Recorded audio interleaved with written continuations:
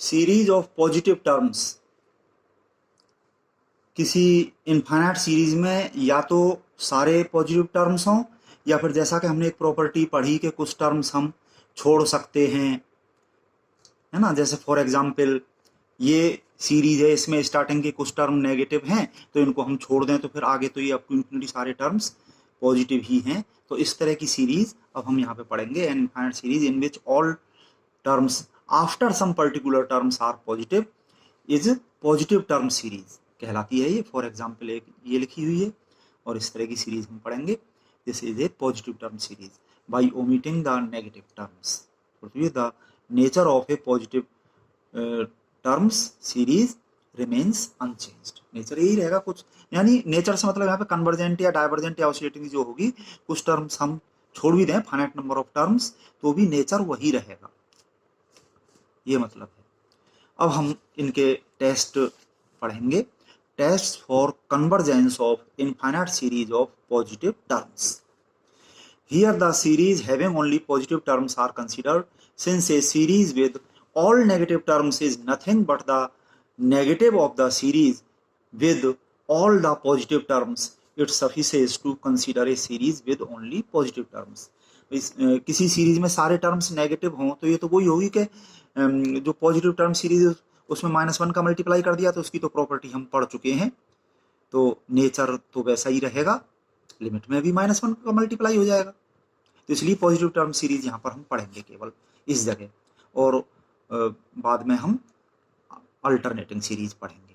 अभी तो केवल ये वाली positive term series.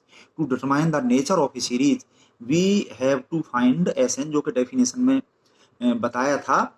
Since it is not possible to find SN, ये एन टर्म्स का जो पार्शियल सम है, फॉर एवरी सीरीज, हर एक सीरीज के लिए ये आसान नहीं होता है एस एन की वैल्यू निकालना, तो उस डेफिनेशन से हम यहाँ पर टेस्ट नहीं कर पाएंगे। तो इसलिए कुछ टेस्ट हम यहाँ पे पढ़ रहे हैं जो कि प्रूव किए हुए हैं, हमें वो डायरेक्ट यूज करने हैं। We have to devise test for convergence without involving S N, इसके बिना हम काम यहाँ पे करेंगे। In order to study the nature of any given infinite series of positive terms regarding convergence और अदरवाइज, कन्वर्जेंस या डाइवर्जेंस यहाँ पे हम देखेंगे। तो important test are given below, यहाँ पे कुछ टेस्ट जो हम ले रहे हैं एक एक करके इसी तरह से हम स्टडी करेंगे। Number 1, comparison test. Let sigma UN and sigma VN be two series of positive terms and let sigma BN be convergent. इसमें फर्स्ट में और सेकंड में भी बिल्कुल यही चीज लिखी हुई है, ये जो है ली हुई है सिग्मा बीएन डाइवर्जेंट। तो जैसी यहां पर ये सिग्मा वी एन है वैसी ही सिग्मा यू एन होगी, इफ करके ये 3 टेस्ट यहाँ पे लिखे हैं और वही 3 टेस्ट यहाँ पे हैं। दरअसल यहाँ पे जो हमें सीरीज मिलेगी उसको तो हम सिग्मा यू एन से नोट कर देंगे और इसकी एक auxiliary series sigma V N हम यहाँ पे लिया करेंगे। Highest degree terms numerator denominator में लेते हुए इसी की हेल्प से ये हम बना लिया करेंगे। तो अगर इन तीनों में से कोई एक कंडीशन सेटिस्फाई हो जाए, दरअसल ये 3 टेस्ट हैं और हम तो ये जो लास्ट में लिखा है सी में हम ये वाला यूज किया करेंगे, इसमें भी और इसमें भी। तो हमने जो अपनी तरफ से ली है सिग्मा बीएन सीरीज, इसका जैसा नेचर होगा, ये कन्वर्जेंट होगी तो ये गिवन सीरीज भी कन्वर्जेंट हो जाएगी, और यहाँ पर लिखा है ये डाइवर्जेंट होगी तो गिवन सीरीज सिग्मा यूएन भी डाइवर्जेंट हो जाएगी, इफ करके ये 3 टेस्ट हैं। तो ये पहले में तो ये कन्वर्जेंट वाले में तो ये इसके terms u n less than और equal to v n for all n, और करके दूसरा टेस्ट है you N upon we n less than equal to k for all n, where k एक पॉजिटिव और फाइनाइट है, ठीक है। और सी में है you N upon we N tends to 0 as limit N tends to infinity. इस पे हम लिमिट लगाएंगे तो ये tends to a finite limit, एक फाइनाइट लिमिट आ जानी चाहिए। और दूसरे में ये डाइवर्जेंट वाले में जो है इसका उल्टा हो गया है, यहाँ पे लेस देन इक्वल टू, यहाँ पे ग्रेटर देन इक्वल टू है, यहाँ पे भी ग्रेटर देन इक्वल टू है, और ये चीज सेम है दोनों में। तो इसलिए क्योंकि ये चीज सेम है ये सी वाली, तो हम इसको यूज किया करेंगे। Limit N tends to infinity U N upon we N is finite, and non zero, ये होना चाहिए। वहां पे भी वही सेम चीज लिखी हुई है, लैंग्वेज का फर्क है। तो ये वाला नोट में लिख दिया है, सी इज अप्लाइड मोस्टली, हम इसको यूज किया करेंगे। Number 2, D'Alembert's ratio test. If sigma un is a positive term series such that limit n tends to infinity un upon un plus 1 equal to l, ये जो गिवन सीरीज है sigma un, इसका जो ये है general term nth term un, इसमें n की जगह n प्लस 1 करके अपॉन में कर लिया और फिर इसकी लिमिट निकाली हमने, limit n tends to infinity. तो ये जो भी क्वांटिटी आएगी इसको l तो हमने यहाँ पे मान लिया है। इसके आधार पर then given series sigma un is convergent when l greater than 1 and divergent when l less than 1, test fails when l equal to 1। ये जो लिमिट निकाली है, ये लिमिट की ये जो क्वांटिटी है, ग्रेटर देन बनाने पे given series convergent, less than बनाने पे डाइवर्जेंट और इक्वल टू बनाने पे ये टेस्ट फेल, अगला टेस्ट यूज करेंगे। अच्छा, कुछ लोग इस टेस्ट को ऐसे यूज करते हैं, इसका उल्टा कर दिया, इसका उल्टा करके मैंने यहाँ पे लिखा है और करके ये नीचे की चीज ऊपर आ गई, ऊपर un प्लस 1 अपॉन un, और इसको मैंने k मान लिया है।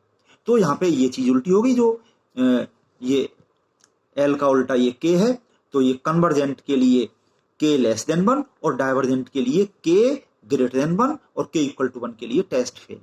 तो हम ऐसा भी कर सकते हैं। अच्छा, जब ये टेस्ट फेल हो जाएगा तो फिर अगला टेस्ट यूज करेंगे, ये नंबर 3 पे लिखा है रावीज टेस्ट और हायर रेशो टेस्ट। तो इनमें सभी में थोड़ा थोड़ा सा अंतर है, उस अंतर पे हम ध्यान दे लें अच्छे से। If sigma un is a positive term series such that, यहां तक बिल्कुल वही चीज लिखी हुई है, limit n tends to infinity, ये वाली लिमिट इक्वल टू 1 आ गई तो उस 1 को माइनस करके हम इधर ले गए, un upon un plus 1 minus 1 को इधर ले गए और फिर उसमें n का मल्टीप्लाई कर लिया और फिर लिमिट निकाली, तो जो क्वांटिटी आई इसको हमने l मान लिया और इससे आगे देन करके बिल्कुल यही लाइन जो की त्यों उतरी हुई है कि ये l ग्रेटर देन 1 होने पर कन्वर्जेंट, लेस देन 1 होने पर डाइवर्जेंट और l इक्वल टू 1 होने पर ये टेस्ट भी फेल, फिर अगला टेस्ट यूज करेंगे। ये लिखा हुआ है जो मैंने बोला था, और नोट में हमने लिखा है Raabe's test is applied only when d'Alembert's test fail, है ना। इससे पहला वाला टेस्ट फेल होने पर हम इसको यूज करते हैं और फिर इसको इसके फेल होने पर हम ये वाला टेस्ट यूज करते हैं। अगला इसके नोट में लिखा हुआ है above test is applied only when, ये वाला टेस्ट जब फेल हो जाता है। तो ये टेस्ट है नंबर 4 पे, डी मॉर्गन एंड बर्ट्रांड्स टेस्ट। ये बिल्कुल वही सेम लैंग्वेज लिखी हुई है। If sigma un is a positive term series such that करके देखिए, लिमिट जो हमने देखा पिछले वाले टेस्ट में हम इतनी की लिमिट निकाल चुके थे और जब दिस इक्वल टू 1 आ गया यानी कि वो टेस्ट फेल हो गया, तो उस 1 को हमने माइनस कर दिया इसमें और फिर इस क्वांटिटी में log n का मल्टीप्लाई करके ये जो टोटल क्वांटिटी बन रही है इसकी लिमिट देखी, limit n tends to infinity. तो ये जो कुछ भी आया उसको हमने l मान लिया है और फिर ये लाइन बिल्कुल ज्यों की त्यों वही लिखी हुई है जो कि पहले थी। sigma un is convergent when l greater than 1 and divergent when l less than 1, test fails when l equal to 1। Note में वही बात लिखी हुई मैंने बता दी। नंबर 5, लॉगरिथमिक टेस्ट या शॉर्ट में बोले हम log test.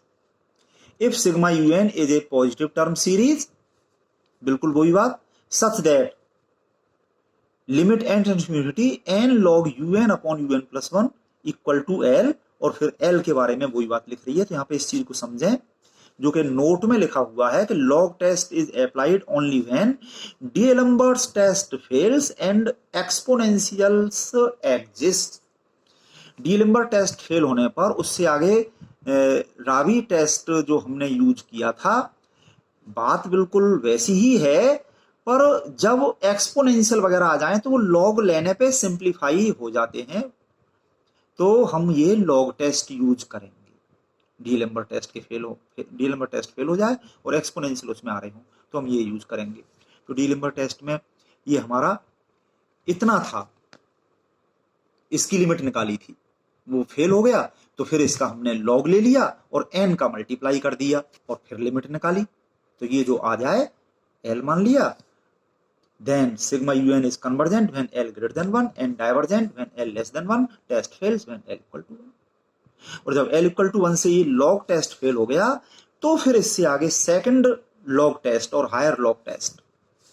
If sigma un is a positive term series such that limit and tends to infinity, ये जो हमने देखा ये क्वांटिटी इक्वल टू 1 आ गई तो 1 को माइनस करके हम इधर ले गए, दिस क्वांटिटी इतनी यहां तक -1, इसको ब्रैकेट में बंद कर लिया और इसमें log n का मल्टीप्लाई हमने कर लिया, जैसा कि यहां पर ये रावी टेस्ट फेल होने पर इसमें log n का मल्टीप्लाई किया था, इसी तरह से इसमें है। ऐसे कंपैरिजन करके ये याद हो जाएंगे, एक सी लैंग्वेज लिख रही है सब में।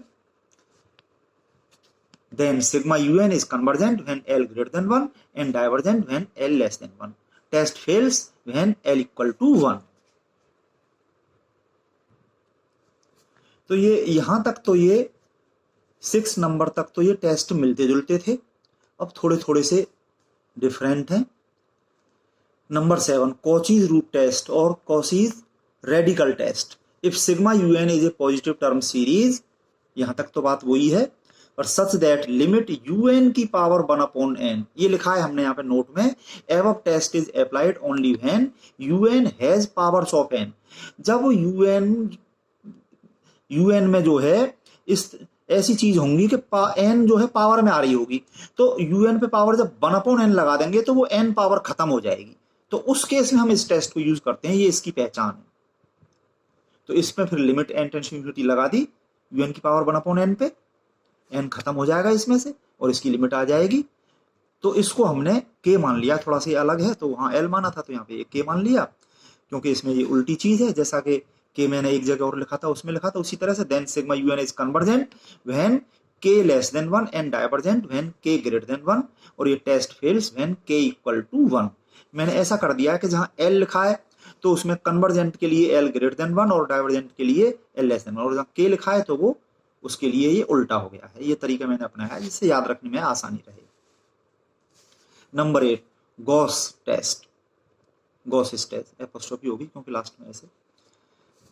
If sigma UN is a positive term series, यहां तक तो वही चीज, और ये जो है सच दैट कि जैसा कि हम पहले भी निकालते आए हैं यूएन अपॉन यूएन प्लस 1, इसका हम एक्सपेंशन करें तो ये ऐसी चीज आ जाए alpha plus beta upon N plus gamma N upon N की पावर m।